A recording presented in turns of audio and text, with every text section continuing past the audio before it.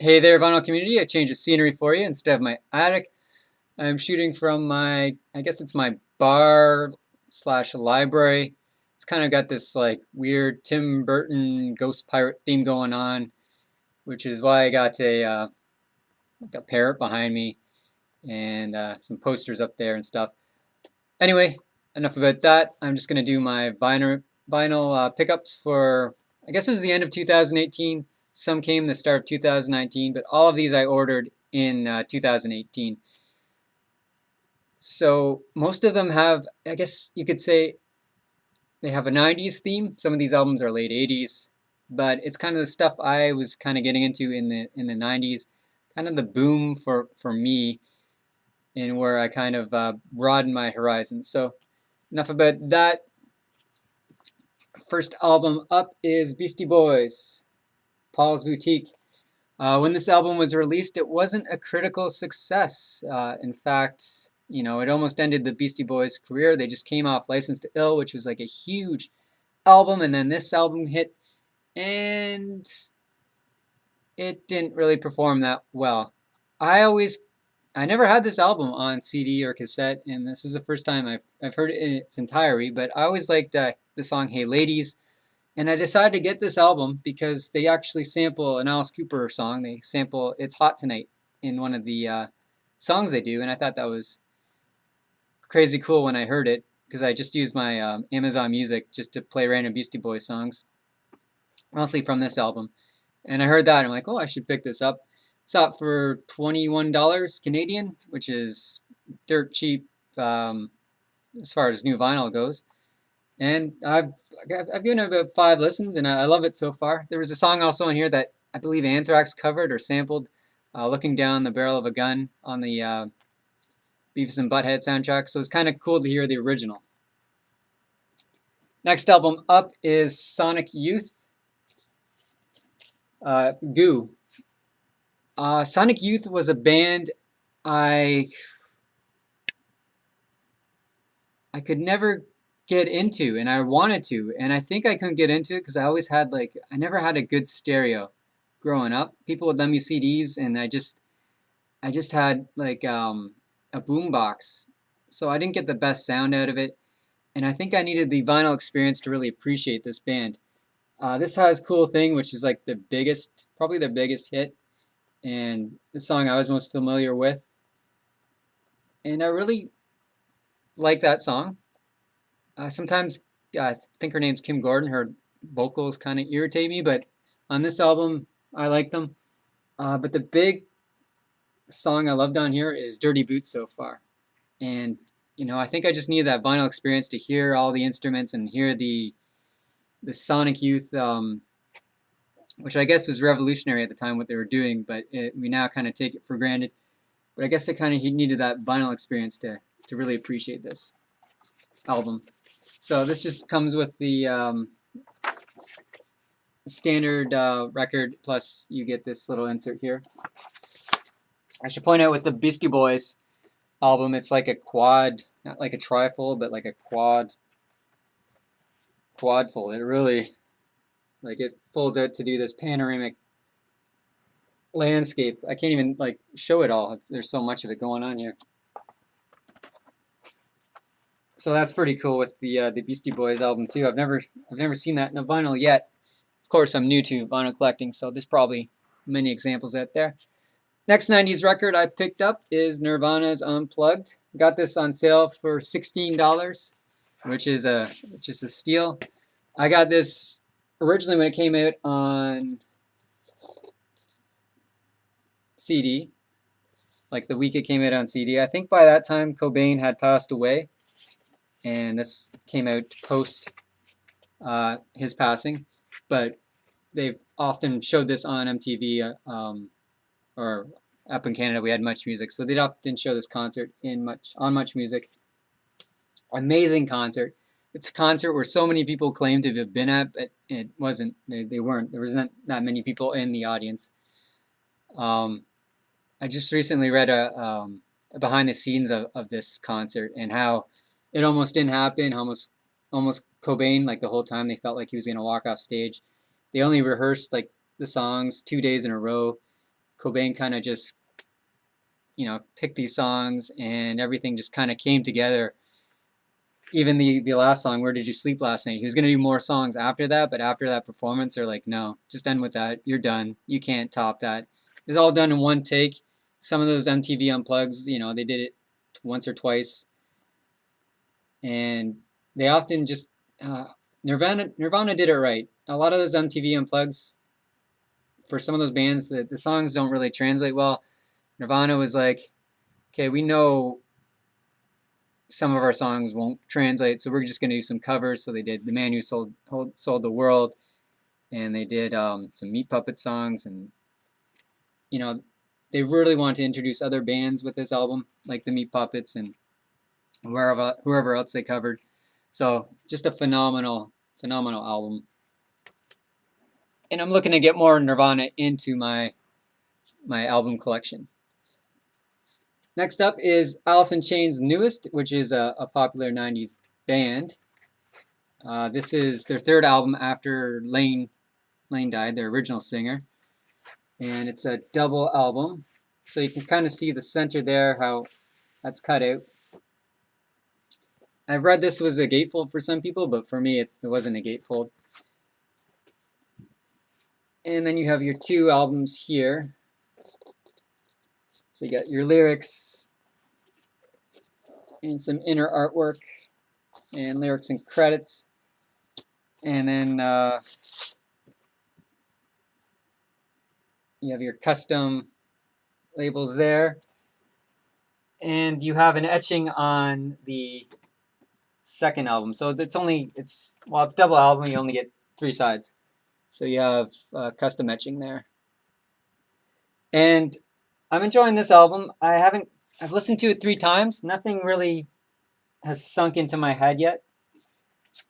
I think that's how it always has been. I think it takes repeated listens. But I just take music for granted, like from the 80s and 90s and some things from 2000s, where you get them stuck in your head. And you think you knew those songs instantaneously. But I kind of remember it took probably 15 listens to just the song Enter Sandman for it just to get into my brain. And I just remember one day I was just at work and I just could not get Enter Sandman out of my head. And I think I just have to listen to this new Alice in Chains record a little bit more. What I have heard in the listens I've spun, it does sound great. It just hasn't sunk in. Next 90s, well, I guess it's pre-90s. It's a Nick Cave, 1984 to 2014. So it does everything up until Push the Sky Away. This is on vinyl. It's 3 albums. So it's a trifold. It's pretty cool. There's the other side. And there. And then you have your back. So you got quite a few songs on here. His songs are typically long, so 3 songs to an album generally fills it up. I should have got the special edition of this on CD. It came with a nice book, but I didn't. I didn't get that. And now it's out of print. So it came with like a nice hardcover book that was like 120 pages. And I never picked it up. It was about $70, and now I can't find it at all. This has like some nice raised, this lightning kind of stuff is all raised. But that came with 3 CDs and a DVD. And basically, on that version, there'd be like 30 songs. And on this, there's maybe, I'm going to say 25, just throwing a number out there. So 30 songs per CD, it seemed like, maybe not that many, but there's probably 60 songs on the 3 CDs, is what I'm trying to say. And so you basically get half the songs on this, which is okay though, because I have a lot of Nick Cave stuff on CD, so it's not critical to me. And I wanted this because I don't have much of his on vinyl. I just have his newest album, Skeleton Tree, on vinyl, which is phenomenal. And I just wanted some of his hits, I guess. But in some sense with Nick Cave, you do need, if I've been saying Nick Cage, I apologize, I meant Nick Cave the entire time. I watched Mandy last night with Nick Cage, so he's kind of on my mind. Um, but with Nick Cave, a lot of his albums, the songs flow from one to the other quite well. They're often thematic, such as Murder Ballads, which is all about um, people who murdered someone, and they're kind of like slower songs. So I do want to pursue more Nick Cave on vinyl. I think everything I want to get more on vinyl. So that's just a repeated term or phrase you'll hear me say over and over again. But I do want to get more Nick Cave. I'm just happy to get that. That was $43, 3 vinyl, not bad. Next album I got is probably late 80s, but I kind of think of it as a 90s album. It doesn't even say on the back here when it came out. It says 2007 for this. Traveling Wilburys, their first album. I think they have 2 albums, Volume 1 and Volume 3. At least what I've seen. I'm not entirely sure. I'm probably wrong there. So it comes with that inner insert there. So I think you're probably familiar with them. It's Roy Orbison, Bob Dylan, Tom Petty, George Harrison, and I forget the other person. I think he was from ELO, Electric Light Orchestra. I'm probably wrong. Might be right though. And you know, Roy Orbison, I believe he died after this album came out, which is unfortunate. He might not have. He might have died when the last album came out. Before that, I can't remember exactly. He might have died in between. But awesome album. Just a great listen, start to finish. I was only familiar with the hits, but now, upon giving this more and more listens, it's just a phenomenal album. I wish I was into this more as a kid, but I wasn't. A lot of these people were like, aside from Tom Petty, a lot of these people were just ancient to me as a kid, and now they're probably my age. When they were back then, or younger than I am now when they made this band. Just phenomenal though. Other 90s album is, which might have came out late 80s, I'm not sure. It's Concrete Blonde, Bloodletting. This is so it's got their biggest hit on it is Joey, but another song was Bloodletting, the vampire song. Amazing vocals by Johnette, and just a phenomenal album. Just a phenomenal album. I wish I listened to this more as a teen. I had some friends who were into Concrete Blonde, but I just couldn't. Again, it was just not a genre that I could, because I was more into heavy metal and hard rock as a teen, and I always figured this was more for grown-ups, and I was wrong. The vampire song I would have loved as a kid, and I probably heard it. I just never associated it with Concrete Blonde. I believe I heard it in I think they use it in the song, the movie Texas Chainsaw Massacre 2. And I watched that movie a lot as a kid, and I probably never associated with Concrete Blonde. So a lot of these albums are old news to you, except for probably the Alice in Chains. Another old news album from the 80s. It's Metallica. It's their first album. It's the reissue that just came out 1 or 2 years ago. Kill 'Em All. Great album. Probably my 4th favorite. So comes with a download card, and you get the insert here. So Metallica, they press their own records now, and everything is just, for the price. I think I paid $23 for this, and you get like the polyline sleeve, you get the insert, you get amazing sound quality. It's a no-brainer, and I hope they release the Black Album soon on vinyl, and then I'll probably have all the Metallicas I want. I haven't heard much after the Black Album. Well, I have, just not much that I liked after the Black Album. I haven't given the new album a new spin, and I did like Death Magnetic, but it didn't capture me the way Master of Puppets or Ride the Lightning has. And from what I've heard, the new album's awesome. And I did, like I said, I did like Death Magnetic. I didn't like Reload that much. And Saint Anger, I saw on vinyl used, or actually brand new for $13, and I wouldn't even pick it up. Just not an album I enjoyed. But it wasn't a bad album. It's just not an album that I liked. It was, I think most people would agree with me. But if you love just Saint Anger, or the new stuff. That's great. That's great. I'm just an old get off my lawn kind of fogey here talking. Next album, last album I'm showing here is Slayer, Rain and Blood. So I had this on cassette, and it was on one cassette. Side A and side B were the same, so it just went through all the songs because it's a pretty short album. So my favorite two albums or songs on this album were Angel of Death and Rain and Blood, and it was perfect on cassette because you get to Rain and Blood, and then I'd rewind and then flip it and play Angel of Death, and or vice versa actually. Get to Angel of Death, flip it, play Rain and Blood.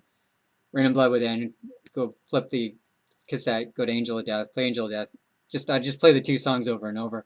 But just listening to this album as a whole now, I'm getting more familiar with the other songs. I was kind of, what got me into Slayer was Seasons of the Abyss, which was combining this with, I think it was Hell Awaits. Hell Awaits was like a slow album. This was like a faster album.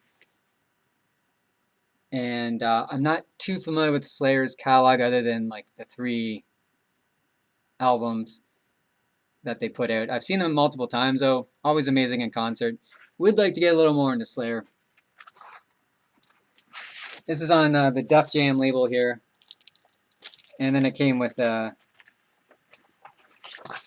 insert with the American thing. And this was a Rick Rubin produced album, who also was doing Beastie Boys. And he did a lot in the 90s. He did Chili Peppers, he did Danzig. So final album I got on CD, which is a nice contrast to Slayer. I got this Taylor Swift. So this comes with her new CD here. So I needed, was shopping online, and I needed $5 to get free shipping from a site called Music Vault. Or actually it was Universal Music. So I picked this up. It was $4.50, but I got a second one. So the two together, they were $8. So yeah, it was $4 for each. And I was like, that's, you know, I'm not like a huge Taylor Swift fan is what I'm trying to say here. I just kind of got it because it was cheap, and I do like this album. There's a CD, so you get this cardboard cutout with the CD, and you get this magazine. So I got 2 of these. They're different innards to the magazine though. The one I haven't opened yet, but you get like photos of Taylor, and she got lyrics and stuff. And I'll probably never really read this, but it's cool. If I was a 14-year-old girl, you know, I'd be loving this. But I'm not. I mostly bought it for the CD, but I was like, well, I might as well get this magazine. Maybe